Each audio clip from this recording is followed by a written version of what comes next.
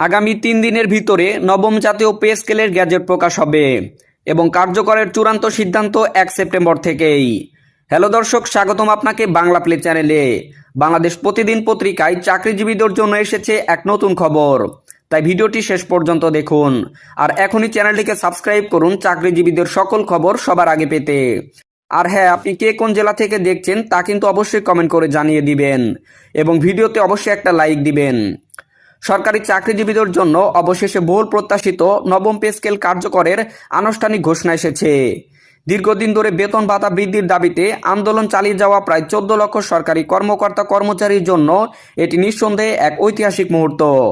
অন্তর্বর্তীকালীন সরকারের নতুন সিদ্ধান্তের ফলে সরকারি চাকরিজীবীদের আর্থিক ও সামাজিক জীবনে বড় ধরনের পরিবর্তন আসবে বলে ধারণা করা হচ্ছে। প্রাথমিকভাবে সরকারি চাকরিজীবীরা তাদের মহার্ঘ ভাতার জন্য আন্দোলন শুরু করেছিলেন। এই দাবির পরিপ্রেক্ষিতে অন্তর্বর্তীকালীন সরকার প্রথমে মহার্ঘ ভাতা কার্যকর করার জন্য একটি বিশেষ কমিটি গঠন করেন।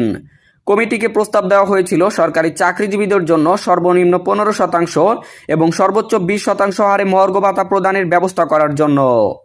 কিন্তু বিভিন্ন জটিলতা ও অর্থনৈতিক বাস্তবতার কারণে সেই সিদ্ধান্ত বাস্তবায়িত না হওয়ায় চাকরিজীবীদের মধ্যে হতাশা নেমে আসে।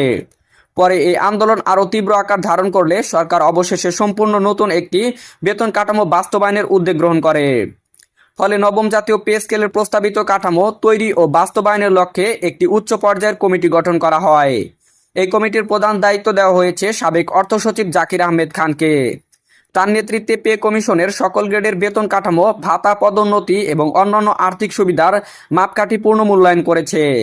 বিশেষ করে 11 থেকে 20তম গ্রেডের কর্মচারীদের জন্য নতুন কাঠামো বাস্তবায়ন করাকে সর্বাধিক গুরুত্ব দেওয়া হচ্ছে, কারণ এই গ্রেডের নিম্ন ও মধ্যম পর্যায়ের কর্মচারীরাই সবচেয়ে বেশি অর্থনৈতিক চাপে রয়েছেন। আমরা ইতিমধ্যে জেনেছি যে নবম পে স্কেল বাস্তবায়নের জন্য প্রথম আনুষ্ঠানিক বৈঠক সম্পন্ন হয়েছে। সেই বৈঠকে মূলত 3টি বিষয় প্রাধান্য দেওয়া হয়েছে। প্রথমত, নবম পে স্কেল কার্যকর করার সময়সূচি ও প্রক্রিয়া। দ্বিতীয়ত, নতুন স্কেলে মোট কতটি গ্রেড রাখা হবে এবং প্রতিটি গ্রেডের জন্য বেতন কাঠামো কেমন হবে। এবং তৃতীয়ত, নিম্ন ও উচ্চ গ্রেডের বেতন বৈষম্য কমিয়ে একটি সুষম কাঠামো তৈরি করা। যদিও প্রথম বৈঠকে কেবল প্রাথমিক প্রস্তাবনা উপস্থাপন করা হয়েছে, তবে সিদ্ধান্ত চূড়ান্ত করার জন্য আজকেও অথবা কালকে আরেকটি বৈঠক অনুষ্ঠিত হবে বলে জানা গেছে। বৈঠকে অর্থনৈতিক পরিস্থিতি, সরকারি রাজস্ব আয়ের ধারা এবং বাজেট কাঠামো পর্যালোচনা করে ধাপে ধাপে সিদ্ধান্ত চূড়ান্ত করা হবে। অন্তর্বর্তীকালীন সরকারের পক্ষ থেকে জানানো হয়েছে, দেশের সামগ্রিক অর্থনীতির সক্ষমতা বিবেচনা করেই নবম পে স্কেল বাস্তবায়নের উদ্যোগ নেওয়া হয়েছে। এই স্কেলের আওতায় আসবেন দেশের প্রায় সব সেক্টরের সরকারি চাকরিজীবীরা। শুধু প্রশাসনিক ক্যাডার বা স্বাস্থ্য ক্যাডারের কর্মকর্তা নয়, প্রতিটি বিভাগের কর্মরত নিম্ন, মধ্য ও উচ্চ গ্রেডের কর্মচারীরা এই সুবিধা ভোগ করবেন।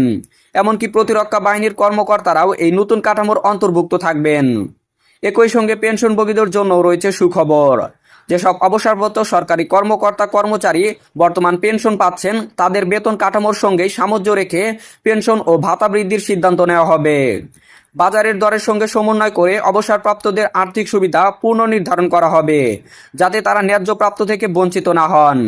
অষ্টম বেতন কাঠামো অনুযায়ী বর্তমানে 11 থেকে 20তম গ্রেডের কর্মচারীদের সর্বনিম্ন বেতন 8,250 টাকা থেকে শুরু হয়। বর্তমান বাজার পরিস্থিতি এবং দ্রব্যমূল্যের ঊর্ধ্বগতির কারণে এই আয় দিয়ে সংসার চালানো অত্যন্ত কষ্টকর হয়ে দাঁড়িয়েছে। তাই অন্তর্বর্তীকালীন সরকার নিম্ন আয়ের কর্মচারীদের কথা বিবেচনা করে নবম পে স্কেলে উল্লেখযোগ্য বেতন বৃদ্ধি ও ভাতা সুবিধা দেওয়ার প্রস্তাব তৈরি করেছে। স্বায়ত্তশাসিত প্রতিষ্ঠানের কর্মকর্তা এবং কর্মচারীরাও এই নতুন কাঠামোর আওতায় বেতন ভাতা পাবেন।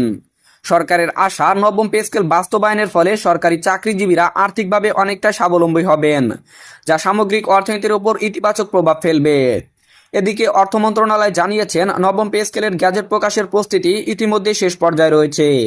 পরিকল্পনা অনুযায়ী আগামী 3 দিনের মধ্যেই গ্যাজেট প্রকাশ করা হবে এবং এটি কার্যকর হবে 1 সেপ্টেম্বর থেকে।